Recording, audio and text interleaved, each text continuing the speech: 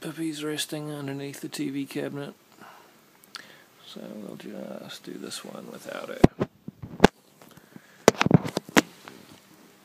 Okay, so today we're going to talk about the new Blu-ray set of Beverly Hills Cop, the Trilogy. Beverly Hills Cop Trilogy is kind of, it's an odd one. The first two films made a lot of money. The third film didn't fare as well, certainly not critically, but most people really only think of the first film. This is the Blu-ray set. I'll be replacing my old DVD set. Well, I have replaced it, but I'm going to sell this. The DVD set, as you can see, has a much better cover than this Cheesemeister. Let's have a little look in here. It's just a little 3-disc set. As far as specifics, the special features are exactly the same between the two sets. There's some really good special features for the first film and none for parts 2 or 3. Now let's talk a little bit about each film. The first film is an absolute classic. It's the one that made Eddie Murphy a global star. Ended up getting this film after Stallone passed on the idea, or dropped out for some reason.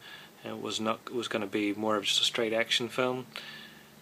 Ended up being a perfect blend of action and comedy, which has been replicated time and time again over the years, but usually not as successfully, because this is still really the unbeatable action comedy film. What really works for part 1 is the the good relationships and characters in the film, especially with the three main cops. All just comes together perfectly. The structure, everything just works. In the part 2, we have pretty much all the main cast returning. Tony Scott helmed feature. It's still very funny. Probably an underrated sequel. Because the characters have already gone through quite an arc, they don't have as much room to grow, so it's more just about the crimes at hand.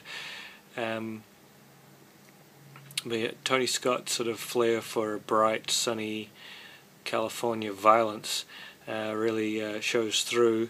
So it's still very funny, and the action is even more intense, but doesn't quite have the magic of the first one, but it's certainly a respectable sequel. Now, a lot of people hate the third one. Me myself, I did hate it when I saw it at the cinema. I was really disappointed and bummed, but upon rewatches now realizing, going in with lower expectations, I've seen it a few times now, and I quite enjoy it for what it is. It just doesn't have a lot of edge like the first two. It feels a lot mellower kind of film, but it still has a few classic funny moments and some okay enough set pieces. It just gets a bit silly from time to time, and the last third becomes a bit of a mess. But if you go on with low expectations, it's not as bad as people say. Now, the picture for each film.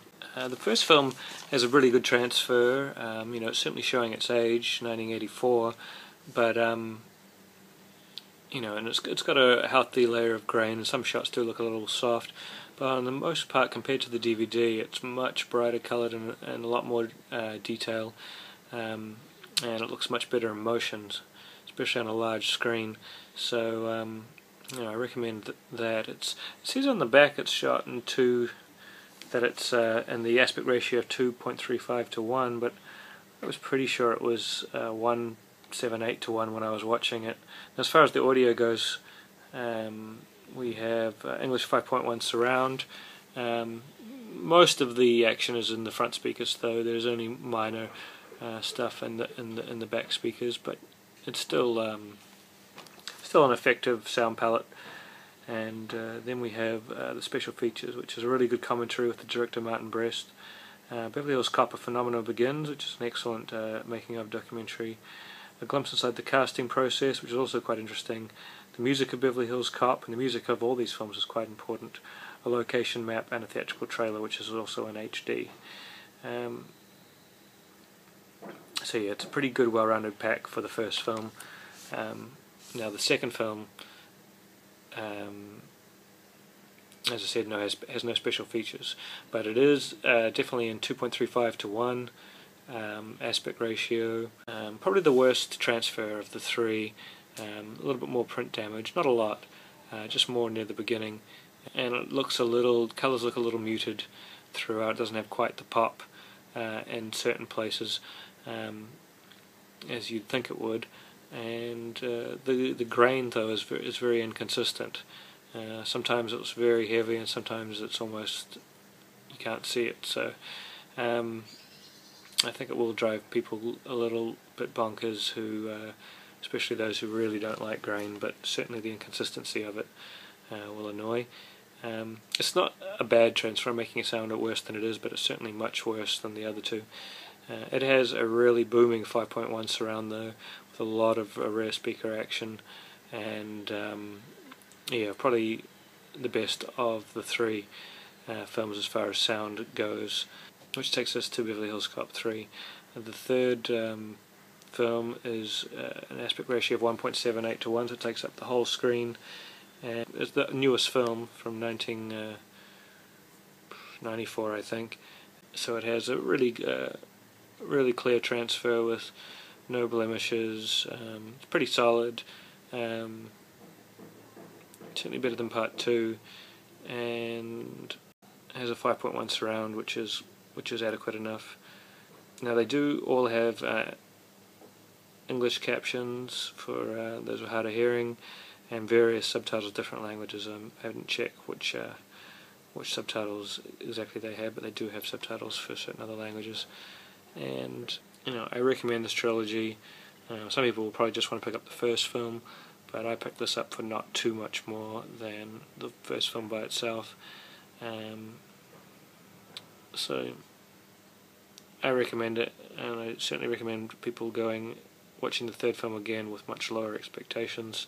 It's certainly the worst of the three, but it's not quite, maybe not quite as bad as you remember.